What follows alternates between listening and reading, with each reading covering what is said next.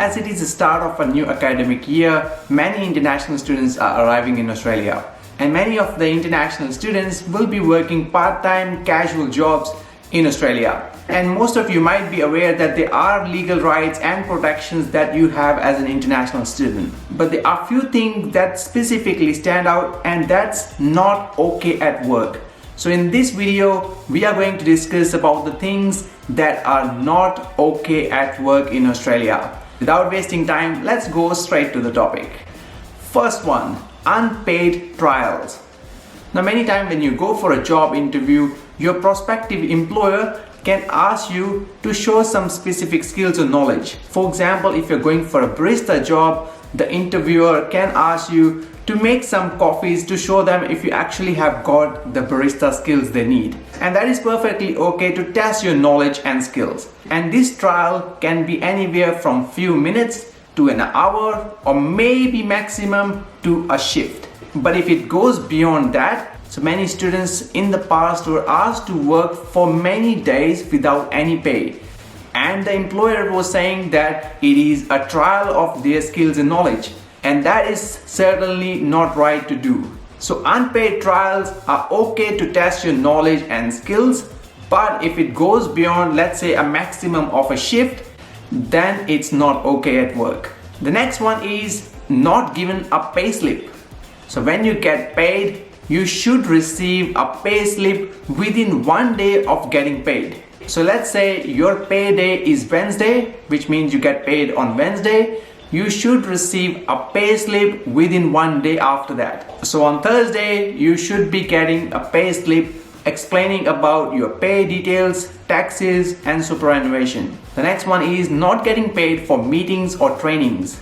As per law, you should be getting paid for the trainings or the meetings you are supposed to attend for your work purposes. And if you are spending time in opening or closing the business as well, you should be getting paid for that time frame as well. The next one is receiving goods or services instead of pay.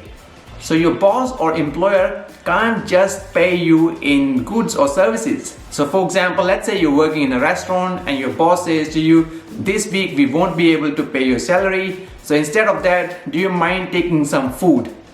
That is certainly not legal in Australia. So your boss will have to pay you the wages or salary as per your agreement and not paying you in goods or services. The next one is being sent home early from work. Now normally you should start your work and finish your work as per your scheduled roster. But if it's not busy at work or it's very quiet, can your boss send you back home? Now if you're part-time or full-time employee, they definitely can't do that. But if they do decide to send full-time or part-time employee home early, they will need to pay them the hours they would have normally worked on that day. But if you are a casual employee, then they can send you after you have done the minimum amount of time as per your agreement. And now it will depend upon the industry you're working in as well. But most of the time, if you are casually employed, it must be minimum of 3 hours of work. The next one is being pressured or forced to sign a workplace agreement.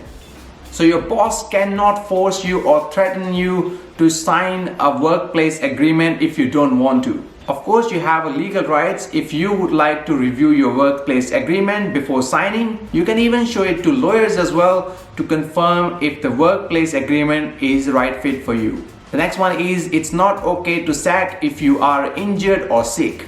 So being sick or injured does not allow the employers to fire you from your job. And if they do that because of this reason, that is also illegal and you can take action against them. And the next one is not being hired or being sacked because of discrimination. You cannot discriminate people based on color, race, gender, religion, or any other attribute.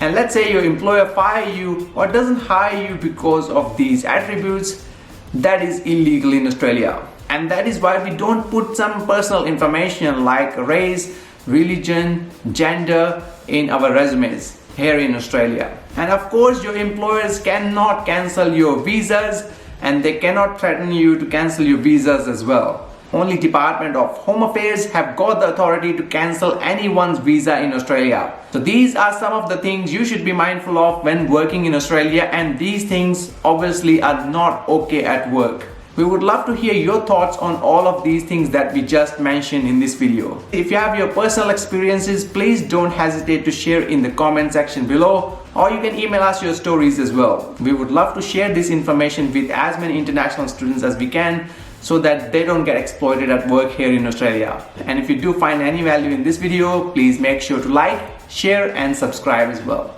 And thanks for watching. See you in the next one.